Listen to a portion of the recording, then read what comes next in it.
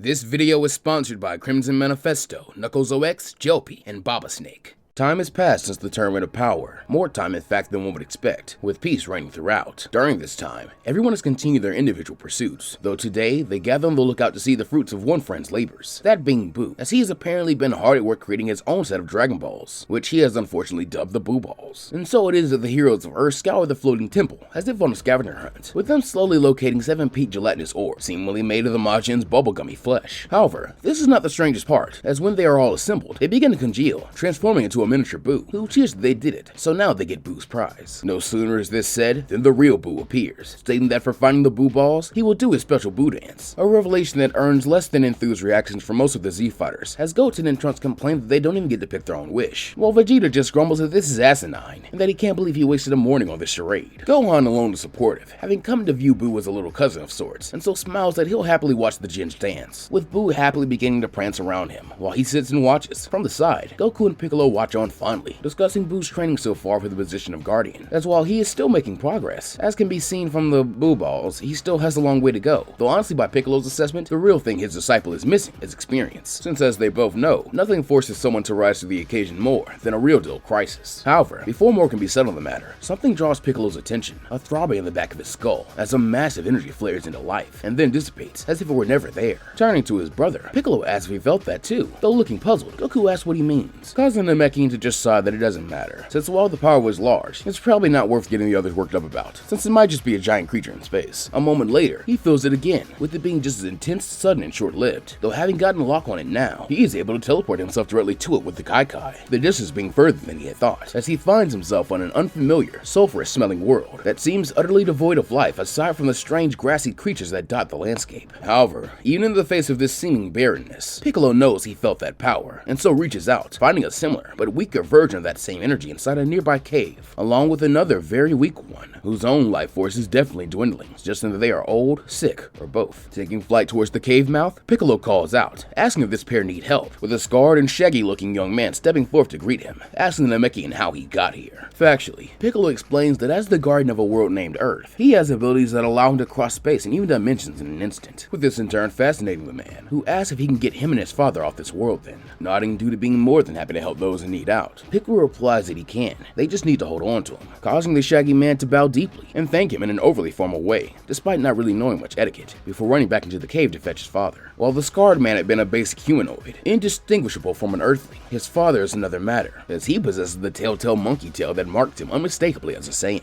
Nonetheless, Piccolo does not grow hostile or biased, having met several pure-hearted Saiyans, and on top of that, he's not getting bad vibes from these unfortunate souls. Though as he Kai-Kais them back to the lookout, he does make sure to arrive in an area away from all his friends, while questioning how 2 Saiyan refugees wound up on such an inhospitable world. To help loosen their tongues and ensure that he has truly saved them, the Guardian also instructs Mr. Popo to bring their new guests all they can eat, with both proving they have the appetite of Saiyans, as the father, Paragus, explains that his son Broly was exiled to that planet, Vampa, as a baby, and how he came to rescue him, but ended up stranded as well. Unfortunately, this is all Piccolo was able to get out of them, as at that moment, Vegeta pokes his head into the impromptu dining room, still clearly in a surly mood from the Boo Ball hunt, as he grumbles that this is where Piccolo hid himself to avoid that farce, as he currently means to challenge him to a spar, before noticing the newcomers and demanding to know who these guys are, and why they're eating a full course meal when the rest of them haven't even been offered a crumb. However, just because Vegeta does not know the newcomers does not mean they don't know him, with Paragus, despite his age and frailty, leaping to his feet and screeching in a voice made reedy by age and hysteria for Broly to kill Vegeta and exact their revenge for so many long years spent in exile.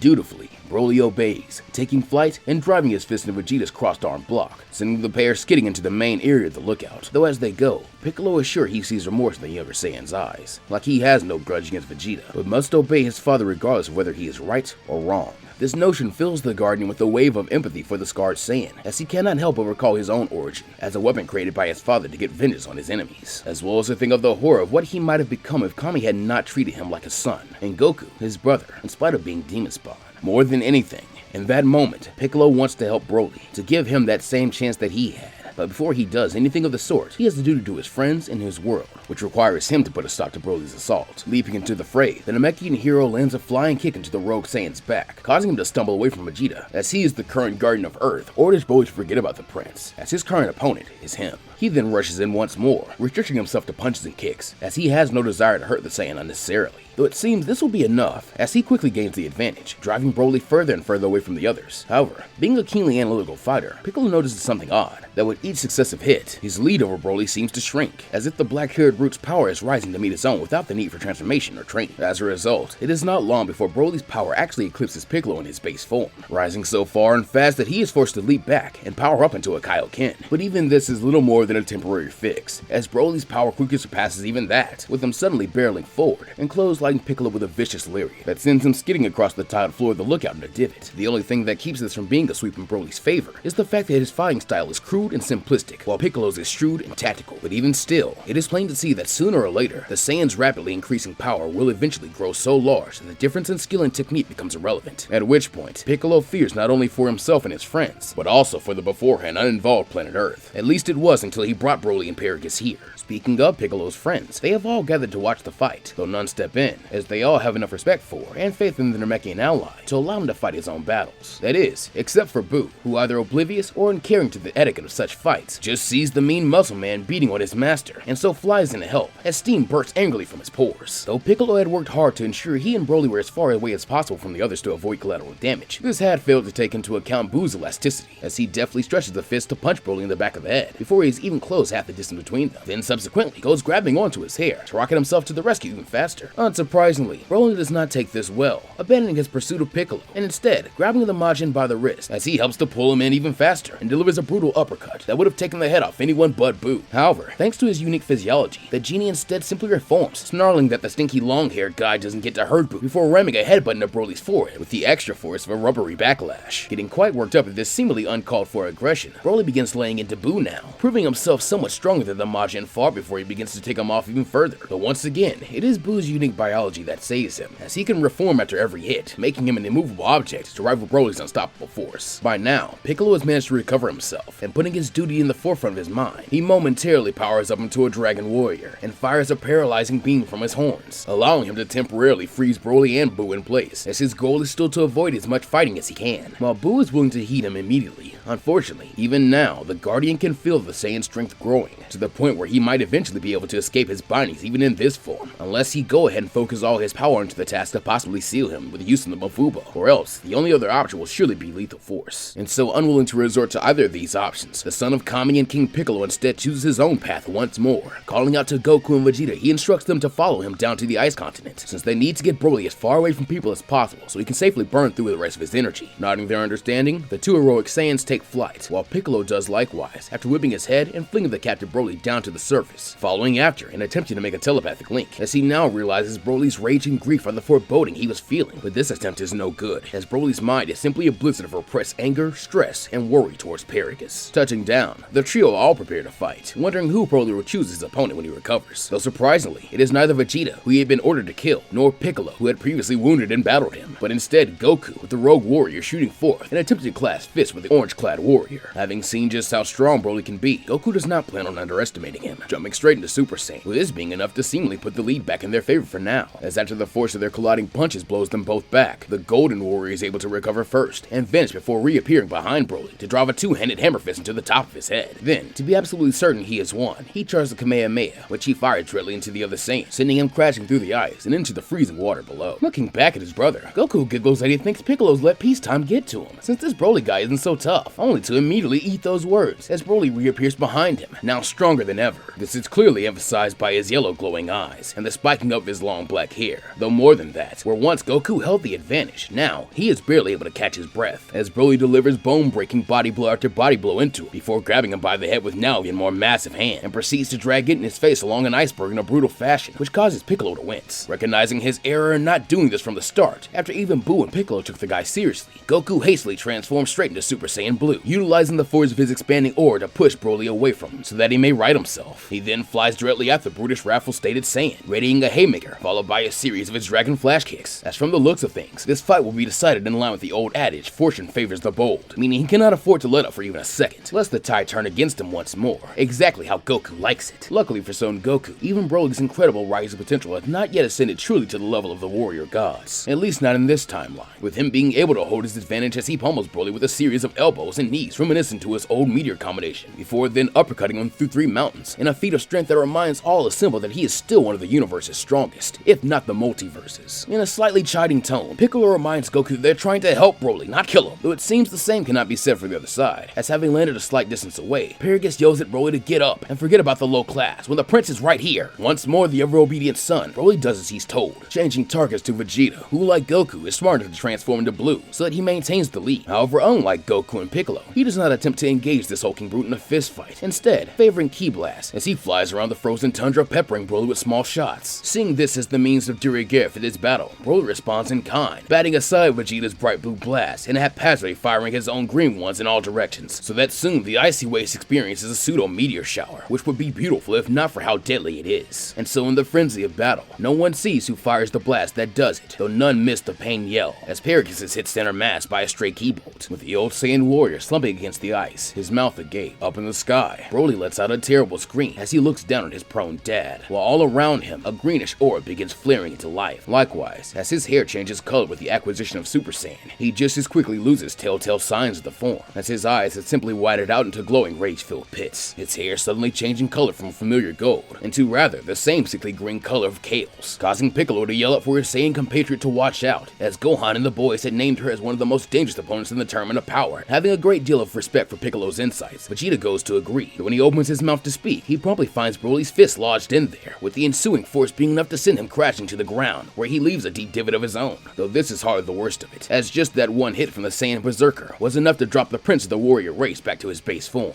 In his enraged state of grief, Broly does not stop here, instead, devilishly chasing down Vegeta, and readying a gigantic shadow of a mouth blast to finish him off with a nightmarish impact. Though thankfully, Goku is able to come to his old rival's aid, countering with a Super Kamehameha that causes both blasts to explode in their faces, pulling all 3 Saiyans away from one another, and turning the tundra into a burning hellscape, while Piccolo retreats to check on Paragus, recognizing that he is not capable of defeating Broly alone. The prince actually agrees that he and Kakarot should fight together, a prospect neither Saiyan finds especially appealing, as it goes against their natures, though due to their even more long-standing relationship, they are able to put this aside for the sake of their survival and the good of the world. Powering back up into her Super Saiyan Blue duo, Vegeta leads the charge once more, going for a Big Bang attack, while Goku uses another Kamehameha, with this at least seeming to injure Broly, but not slow him down, as now that his rampage has begun, he will not stop until the ones he's chosen to direct his fury at are dead. But this unfortunately just sees Goku and Vegeta receive another rather brutal beating, with a high intensity preventing Goku from drawing on Ultra Instinct, while he sagely advises Vegeta not to go into Ultra Ego, as this would likely just egg Broly on, creating perpetual destruction that could threaten more than just Earth or Universe 7. Instead, they will be better served employing the fusion technique that they learned in Otherworld.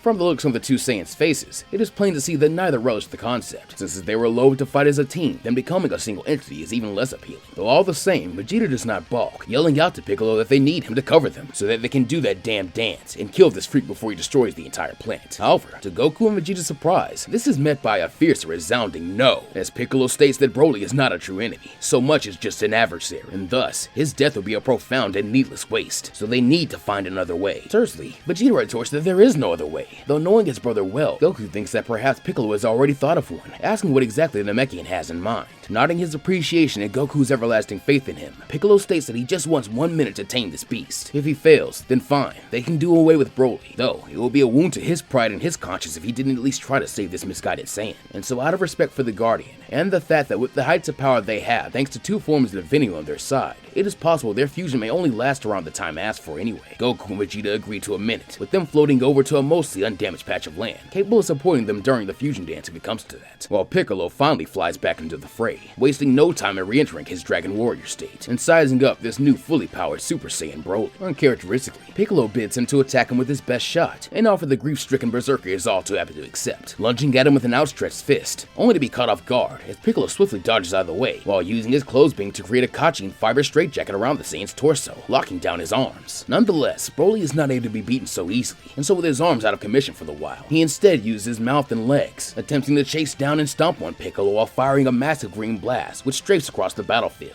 closing in on Piccolo until it is met by the Light of Life as he activates his Shadow Dragon technique to match Broly's strength and cancel out his blast through a perfect equilibrium of energy meant to destroy and energy meant to create. With the Saiyan in a more cognizant state, he might have taken the emergence of an actual actual dragon as a sign to quit, lest the next light-based move destroy more than just his blast. Though currently, he is little more than a beast trying to gnaw through his own collar, as he resumes his writhing and squirming inside the straitjacket until finally, he is able to make a rip. And all it takes is a small tear, as by channeling his ki through the hole, he is able to destroy the binding garment, freeing himself to lunge at Piccolo once more. However, here too brains trump brawn, as the Namekian thanks and releases Shinron back to Kami knows where, before then using the superior reach of his tail to poke Broly between his eyes before he can even get close to him, disorienting the brute, and allowing Piccolo to create distance between them once more. From the sideline, Vegeta questions if Kakarot has any idea what the Namekian is doing, since half his time has already elapsed, and he seems no closer to defeating Broly than they were, though giggling mischievously. Goku replies that Piccolo's always got a plan, and from the look on his adopted brother's face, everything's going exactly as he wants it to. In this, Goku is correct, as it seems that in his disorientation, Broly has forgotten to be mad, allowing Piccolo to speak to him, as he reveals that he actually hasn't even been trying to fight and hurt the Saiyan all this time. Instead, his goal has been to try and help Broly work through his rage, since he has some experience guiding both his nephew and his apprentice through this process, so he is certain he can help Broly in the same way if he just calms down.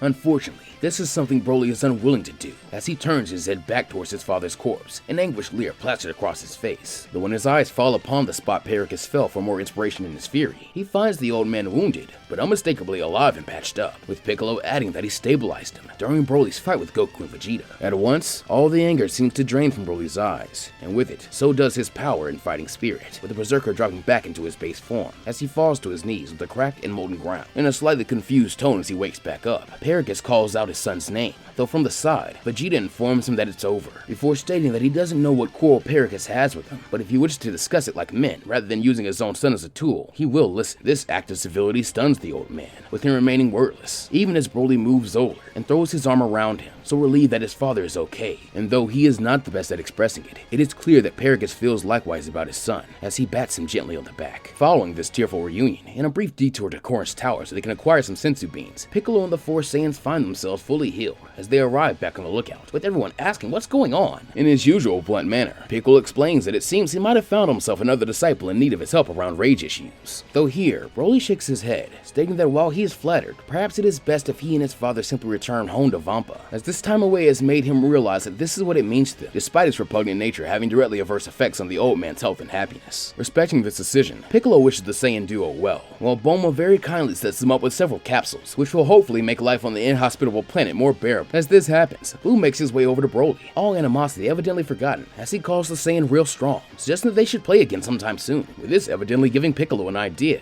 as he suggests that perhaps Boo should go with them. Blinking twice in confusion, the Majin asks what his master means, to which Piccolo explains that as a reward for all his hard work and the successful completion of his unique Boo Balls, he is proud to bestow his student with his own guardianship, even if it's only temporary, specifically over planet Vampa, to ensure its betterment and development. This plainly delights the Pink Jin, who squeals that he's a guardian now, just like Master Piccolo, while from across the courtyard, Gohan and his mentor lock eyes, with the hybrid wordlessly nodding his understanding, as he steps forth and asks Boo if it'd be okay if he and his family tagged along too, since as a scholar, he'd love to study the ecology and animal life on this alien world, having after all never actually made a trip to planet Namek in this timeline. Brightening a little, Broly beams that Gohan simply has to meet his best friend Ba, as he is the most fascinating creature on the planet, while Boo agrees to the request, only on the condition that Gohan call him Guardian Boo, a condition he is happy to accept, meaning to help ease his mind, Piccolo will also have the assurance of someone being around to watch Boo while he watches Broly. And so it is that while 3 left planet Vampa, it is 6 in total going back, with Boo, Gohan, Irasa, and Pan all waving goodbye to their loved ones, while Goku, Vegeta, and Piccolo share their own goodbye with Broly, vowing to spar for fun this time sometime soon. Nodding eagerly and giving another overly formal agreement, the scarred Saiyan replies that he really looks forward to it, before he and his compatriots vanish, having just kai-kai'd their way across the stars. Though as the remaining Z fighters look between each other, they all know that it won't be long before they meet again. And that's the end of the first super special, or really special number 2 counting the GT one, for the Piccolo Good Early universe. I know this one was a long time coming, but my goal was to try and make this version of the Broly movie still feel somewhat like what we got in canon, even without the use of the Frieza Force. Then from there, I really wanted to end it in a way that made Piccolo much more of an active participant than a cameo like he is in the actual film. And that to me was best done by Piccolo recognizing a similarity between himself, Broly, King Piccolo, and Paradis, and then making a conscious and concerted effort to help both of them. From there, though if you like me have been really excited to touch on Moro, you can tell a lot of the setup with Buu's temp guardianship and Gohan's research on Fampa are going to be relevant for that. Hell, there are honestly even some seeds planted for this versus version of superhero. Speaking of, I also want to remind new content beyond that arc and film is also what made me slow to get back to this verse since we're now really just starting to get into it. All that said, massive shoutouts to my artist Jocelyn aka Valeriusvia for Pickle Dill for a review and flowing script exchange on this one, and especially to my supporters of the day along with all the other great people whose names are scrolling across the screen as they make this content way easier and cooler to make. Those names being Dominique, Justice Dragor, Toxtricity Rapper, Derek Henderson, Ty, Tony Kage, Shamari Glass, and Michael Adams. All that said though, thanks in general for watching. Be sure to take care of yourselves and the world around you, and as always, have a nice day and go beyond plus ultra. See you guys next time.